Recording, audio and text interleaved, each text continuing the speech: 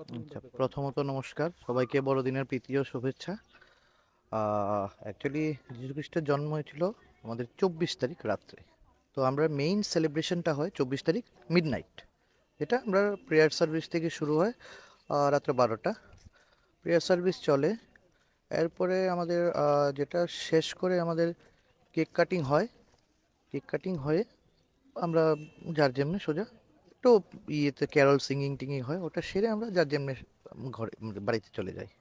আর next morning আমাদের অনুষ্ঠান আবার শুরু হয় গির্জাতে, প্রেয়ার সার্ভিস শুরু করে ওটা শেষ করে আমাদের আবারও সেই কেক কাটিং আছে, চা খাওয়ার ইয়েটা প্রোগ্রামটা। আমাদের মাননীয় এমএলএ স্যারও আসেন আমাদের মেলা উদ্বোধন করার জন্য।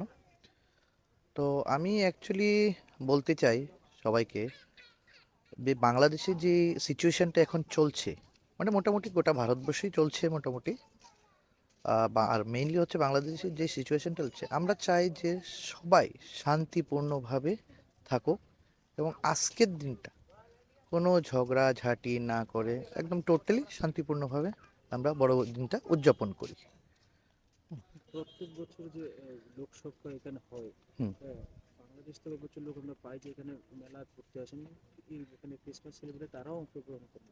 এই বছর কি তারা আসতে পারবে না? এই বছরের সিচুয়েশন কি মনে হচ্ছে আপনার? সিচুয়েশন এখনো বলতে পারি না এখনো। হ্যাঁ, লোক তো আসার কথা ছিল, মানে আছে এখনো, টাইম তো আছে। দেখা যাক, সিচুয়েশন তো এখনো বলতে পারি না তো যেহেতু সব বাংলাদেশের পরিস্থিতি খারাপ চলছে, বাংলাদেশের পরিস্থিতিটা তো খারাপ তো আছে, এটা তো বলেছি আমি যে কোনো প্রথমত। কোনো এফেক্ট করবে কি আপনাদের উপর? সরি। কোনো এফেক্ট করবে কি আপনাদের এখানে আহ মোটা কিছু তো পড়বে, কিছু একটা তো পড়বে। আর বাকিটা তো ভগবানের ইচ্ছা, দেখি যীশু খ্রিস্ট কি করে।